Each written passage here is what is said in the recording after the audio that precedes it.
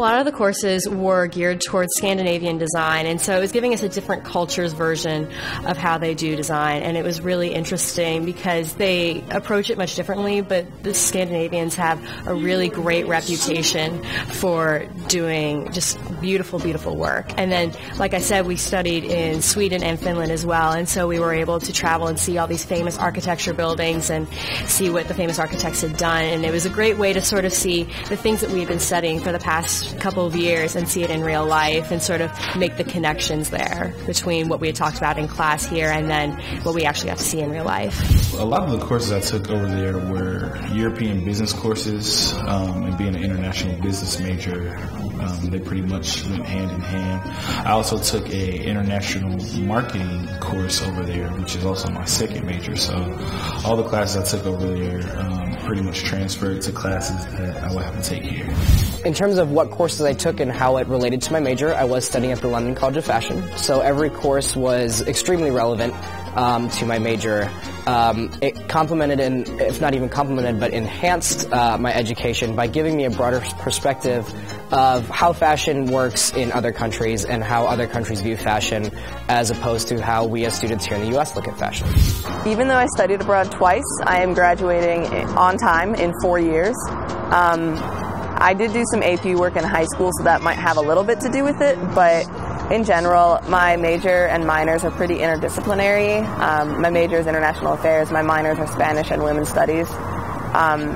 So all of those are pretty interdisciplinary, pretty flexible as far as what counts towards it. So I was able to make virtually all of the credits that I earned abroad count towards one of my degrees, whether it was my major or my minor. In Chile even, I took a dance class and I got Spanish language credit for that. I took history classes, I took anthropology classes, obviously I took political science classes as well. I took a feminist art history class, which counted towards my minor. So I had no problem integrating my study abroad coursework in with my degree here at UC.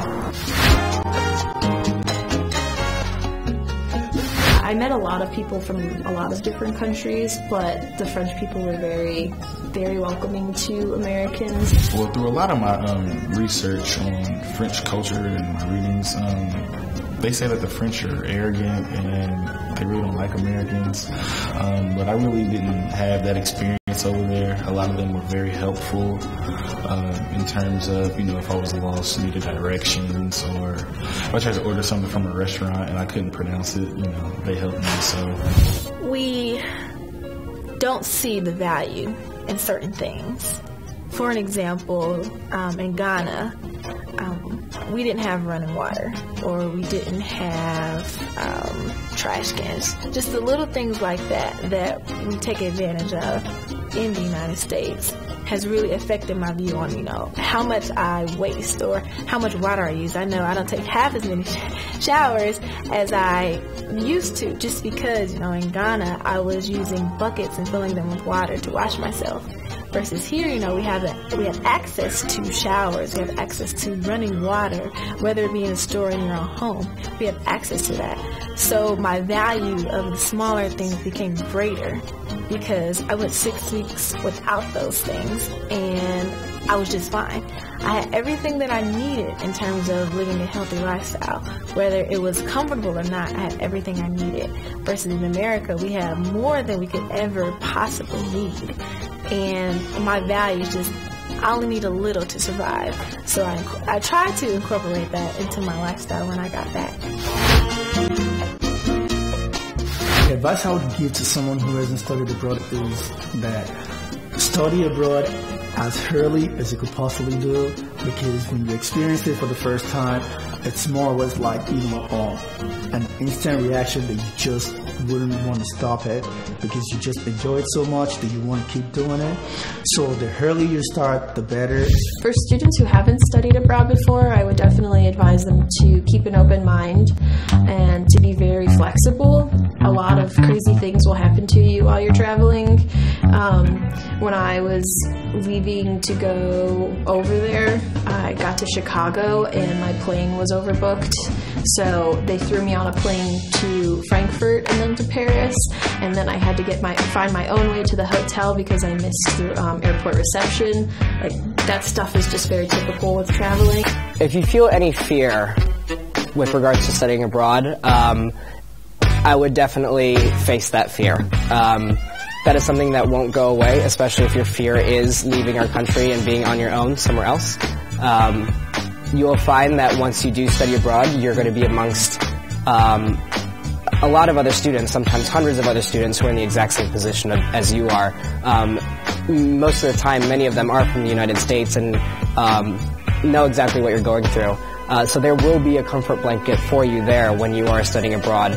You will have people from neighboring states, from states across the country, who watch the same television shows as you do, who are on Facebook 24/7, who know your life and will just really be able to ease your nerves and be with you while you're there abroad. I think the biggest piece of advice I would give is to definitely plan accordingly for your study abroad. Give yourself a few months just to read through different materials, different books.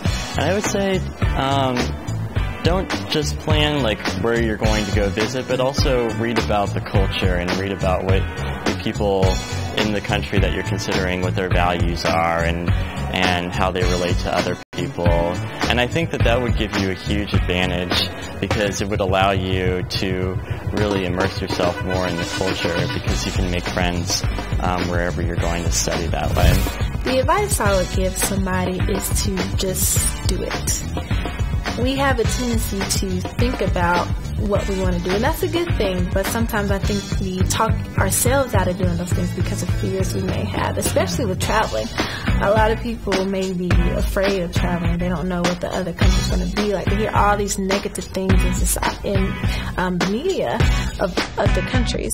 So I think that just knowing that you want to do this and actually having the courage and trying to find people who will support you throughout this process, because I know at UC, Jill Reister just supported me above and beyond my first study abroad trip, just answering all of my questions, emailing me back, asking if she could look over my grant paper. I mean, just so many different things. And I know sometimes lack of support can really deter us from doing these type of experiences, but just going with your gut feeling like you want to do this and just being determined that you're going to get this done is the best advice I could give. I would tell them to do it. Don't even hesitate. It's a great experience, and it helps you grow in a way that no sort of education being in a classroom can really teach you. It gives you a lot of practical knowledge, hands-on learning, but you're also getting to immerse yourself in a culture that's far different from your own and really broadens your horizons and your views of the world.